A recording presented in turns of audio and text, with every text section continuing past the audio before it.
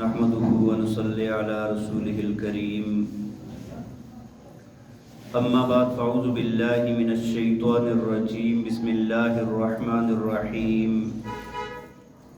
فلما قضى موسى الأجل وسار بأهله آنس من جانب الطور نارا قال لأهلهم كثوا إني آنست نارا لعلي آتيكم منها بخبر أو جذوة من النار لعلكم تصطلون صدق اللہ العظیم۔ سورہ قصص آیت نمبر 29۔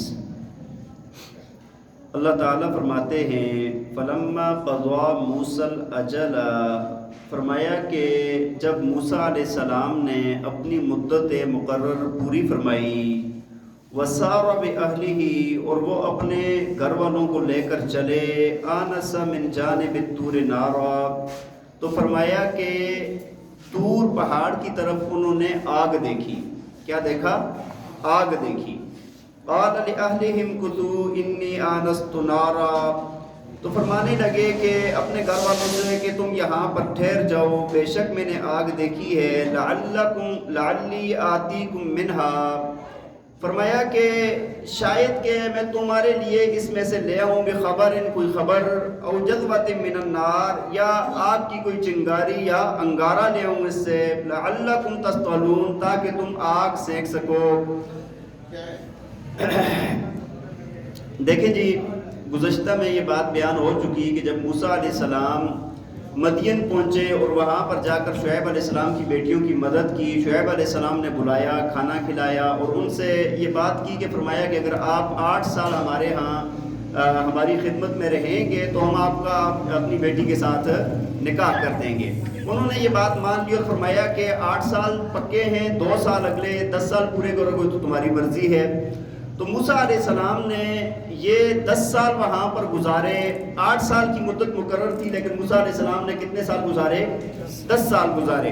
اسی کا اللہ تعالیٰ نے بیان فرمایا کہ فلما قضى موسى الأجل، جب موسیٰ علیہ السلام نے اپنی یہ مدت مکمل کر لی، یعنی 10 سال مکمل کر لیے، اس کے بعد حضرت موسیٰ علیہ السلام نے حضرت شعیب علیہ السلام سے یہ عرض کی کہ میں اپنی والدہ اور اپنے بھائی کو دیکھنے اور ان کی طرف جانا چاہتا ہوں، سفر کرنا چاہتا ہوں۔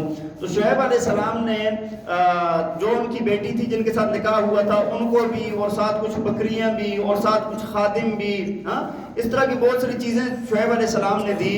اور ساتھ روایات میں یہ بھی آتا ہے، جو اسرائیلی روایات ہیں، کہ ایک عصا تھی اور یہ عصا حضرت آدم علیہ السلام سے چل رہی تھی۔ یہ عصا کب سے چل رہی تھی؟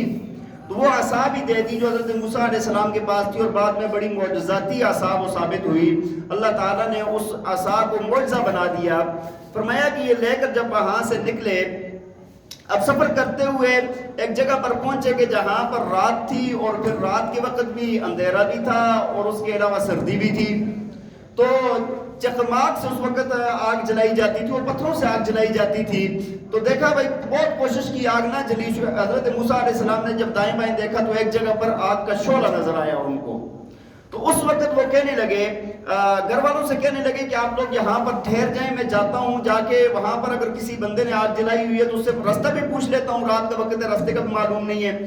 اور دوسرا یہ ہے کہ ان سے آگ لے آؤں گا تاکہ سردی بھی ختم کی جائے اور آگ بھی جلا دی جائے۔ فرمایا کہ جب موسیٰ علیہ السلام فلما اتاها نودیا، فرمایا کہ جب موسیٰ علیہ السلام کوئی طور کے پاس پہنچے، نودیا من شاطئ الوادی الایمن فی البقعۃ المبارکۃ من الشجرۃ یا موسیٰ انی انا اللہ رب العالمین۔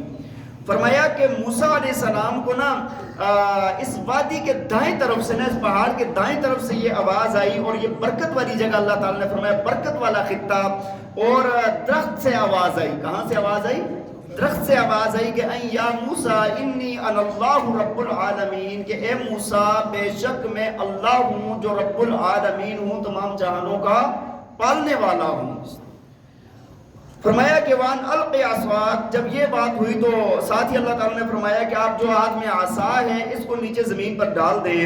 فلما رآها تہتز، فرمایا کہ جب موسیٰ علیہ السلام نے دیکھا نا کہ وہ عصا حرکت کرنے لگی، کانہا جان، فرمایا کہ ایسے لگا کہ جس طرح وہ سانپ حرکت کرتا ہے، جس طرح سانپ چلتا ہے ایسے لگی ان کو۔ فرمایا کہ موسیٰ علیہ السلام نے جب یہ دیکھا نا تو خوف طاری ہو گیا، واللہ مدبروں ولم یعقب، فرمایا کہ موسیٰ علیہ السلام پیٹھ پھیر کر بھاگے اور پیچھے مڑ کے بھی نہیں دیکھا۔ یہ ہوتا ہے بشری تقاضا۔ یہ کیا ہوتا ہے؟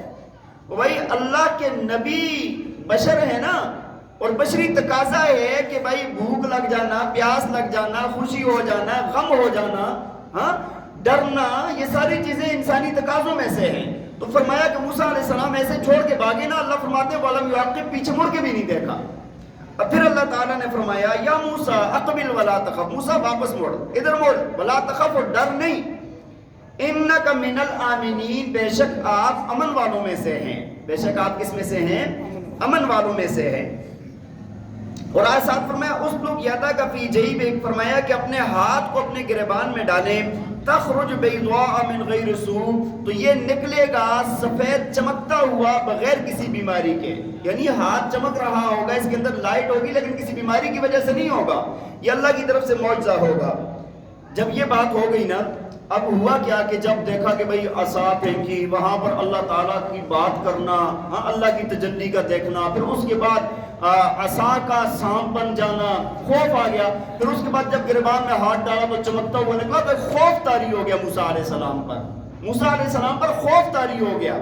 تو اللہ تعالیٰ نے اس خوف کو دور کرنے کے لیے فرمایا وَضْمُمْ إِلَيْكَ جَنَاحَكَ مِنَ الرَّهْبِ، فرمایا کہ آپ اپنے ہاتھوں کو ایسے سینے کے ساتھ لپیٹ لیں، وَضْمُمْ يَدَكَ، اپنے ہاتھوں کو لپیٹ لیں ایسے، جَنَاحَكَ مِنَ الرَّهْبِ، تاکہ یہ ڈر آپ کا کیا ہو، ختم ہو جائے۔ تو ایسے لپیٹنے سے ان کا کیا ہو گیا؟ ڈر، خوف ختم ہو گیا۔ فَذَلِكَ بُرْهَانَانِ مِن رَّبِّكَ إِلَىٰ فِرْعَوْنَ وَمَلَئِهِ، فرمایا کہ یہ دو نشانیاں ہیں، دو سندیں ہیں آپ کے رب کی طرف سے، کس کے لیے؟ فرعون اور اس کے سرداروں کے لیے۔ یہ دو معجزات لے کر آپ نے فرعون اور اس کے سرداروں کے پاس جانا ہے۔ إِنَّهُمْ كَانُوا قَوْمًا فَاسِقِينَ، فرمایا کہ بے شک یہ لوگ کیا ہیں؟ فاسق لوگ ہیں۔ آگے فرمایا قال رب انی قتلت منهم نفسا، پہلے خوف وہ تھا، ہاں جی، ایک تو خوف یہ جو ابھی معجزاتی کام ہوئے سارے، ان کا خوف تھا، اور ساتھ ہی جب اللہ تعالیٰ نے فرمایا نا فرعون کی طرف جانا ہے اور ان کی طرف، تو پھر اور تھوڑا سا انسان میں خوف آتا ہے، تو ساتھ فرمایا قال رب انی قتلت منهم نفسا، کہا یا اللہ میں تو وہاں سے گیا ہی اس لیے تھا کہ مجھ سے بندہ قتل ہو گیا تھا، ہاں تو وہ تو مجھے کیا کر دیں گے؟ قتل کا خاف یا قتلون، مجھے یہ خوف ہے کہ وہ مجھے قتل کر دیں گے۔ بات سمجھ آ رہی ہے کہ نہیں؟ میں تو ان سے بات کر گیا تھا، ان کا بندہ قتل ہو گیا تھا، اور اب میں دوبارہ ان کی طرف جاؤں گا تو وہ مجھے بدلے میں کیا کر دیں گے؟ قتل کر دیں گے، مجھے یہ خوف ہے۔ اور ساتھ فرمایا کہ اگر جانا ہی ہے تو واقعی ہارون، فرمایا کہ اور میرا بھائی ہوا افصح منی لسانا، فرمایا کہ وہ مجھ سے زیادہ فصیح ہے زبان کے اعتبار سے، بول چال اس کی اچھی ہے، چونکہ موسیٰ علیہ السلام کی زبان کے اندر لکنت تھی، بچپن کے ایک واقعے کی وجہ سے ان کی زبان کے اندر کیا تھی؟ لکنت تھی، لیکن اللہ تعالیٰ نے اس وقت وہ لکنت بھی ختم فرما دی تھی، اور ساتھ بھائی کی دعا بھی اللہ تعالیٰ نے قبول فرما دی۔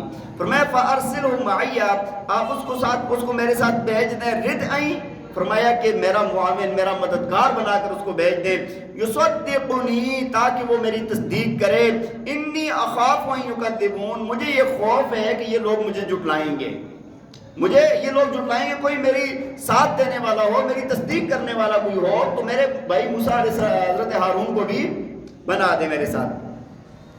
قال سنشد عضدک بأخیک، فرمایا کہ ہم آپ کے بازو کو مضبوط کریں گے آپ کے بھائی کے ساتھ۔ اللہ نے فرمایا کہ ہم کیا کریں گے؟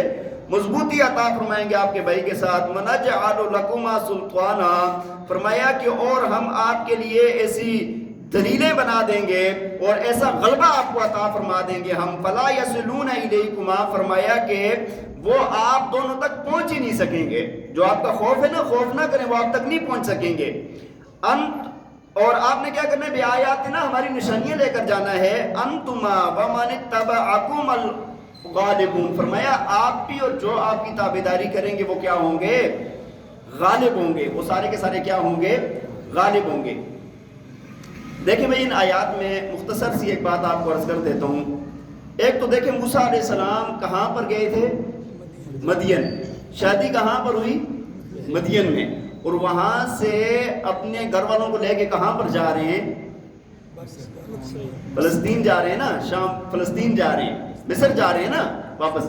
تو اب یہ اس کے اندر ایک علماء نے ایک نقطہ لکھا ہے، فرمایا کہ اگر خاوند اپنی بیوی کو لے کر کدھر جانا چاہے تو والدین کو روکنے کا حق، اگر ایک ملک سے دوسرے ملک بھی لے کر جانا چاہے نا پھر بھی روکنے کا حق.